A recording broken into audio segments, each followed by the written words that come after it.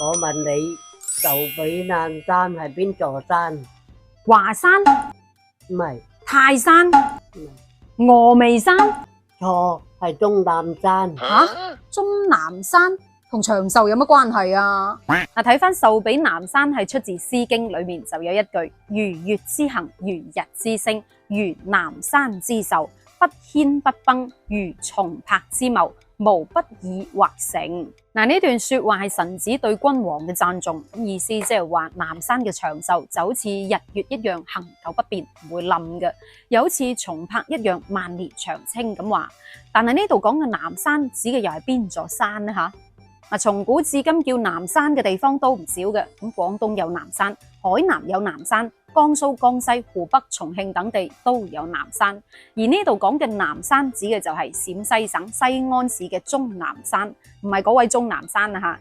咁終南山係道文化、佛文化嘅發祥地，同時亦都係孝文化嘅發祥地，有天下第一幅仙都嘅美譽。傳說中歷朝歷代都有唔少得道成仙嘅隱士喺呢度隱居嘅。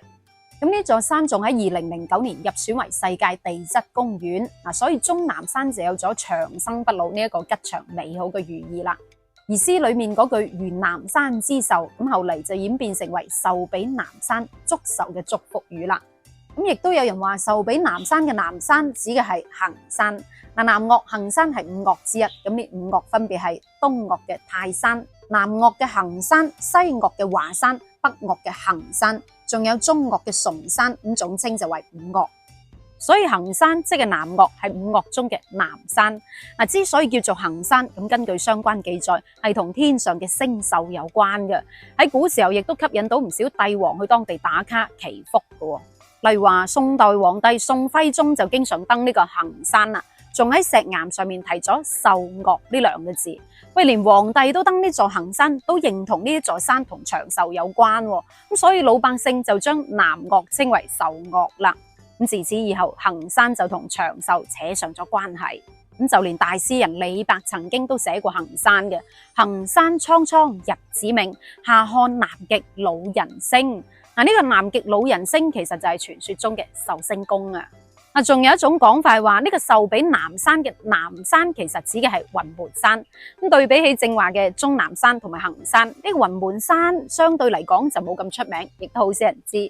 雲門山係位於山東濰坊青州市城南嘅2.5公里。因為雲門山嘅山巔間有一個洞穴，南北相通，遠睇就好似明鏡高懸，所以就得名雲門。咁點解雲門山又會同長壽有關呢？話說喺明嘉靖39年，杏王朱土60歲大壽嘅時候，就刻咗個壽字喺呢個雲門山嘅岩壁上面，所以有雲門獻壽，壽比南山嘅講法。咁呢一個就可以解釋到點解雲門山會同壽比南山扯上關係啦。我仲聽過有人話海南三亞先至係壽比南山裏面嘅南山，因為吸引到唔少遊客去當地祈福求長壽。咁話唔知你認為壽比南山嘅南山又係邊一座山呢？又係邊個呢？留言話我知。講完壽比南山，又唔爭再講埋福如東海個東海指嘅又係邊個海呢？吓？咁至於呢個東海，講起身又有段古啦。話說古時候有一個叫做珠岩郡嘅地方，咁當地有個僆仔，有一日佢救咗個老太婆，點都估唔到呢一個老太婆竟然係東海龍王嘅女。咁為咗報答呢條僆仔啦，咁東海嘅水就幫珠岩郡嘅老百姓帶嚟幸福。咁故事裏面嘅珠岩郡，即係依家嘅三亞啦。當然亦都有人話東海其實就係我國東部嘅海，咁包括黃海同埋渤海。喺古代先民嘅意識裏面，大海係博大浩瀚無窮嘅，亦都有生機勃勃同埋尊貴嘅象徵。所以後嚟就有咗福如東海呢一句祝福語啦。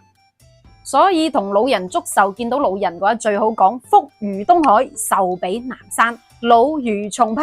仲有咩呢？身體健康，長命百歲，子孫滿載。仲有代代平安，兒孫滿堂。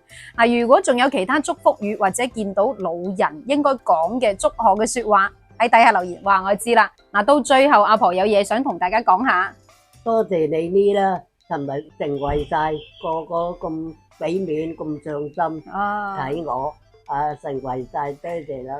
祝你個個身體健康。啊，多謝晒大家嘅祝福語，阿婆全部照單全收，希望個個都身體健康。我哋下一期再見，拜拜。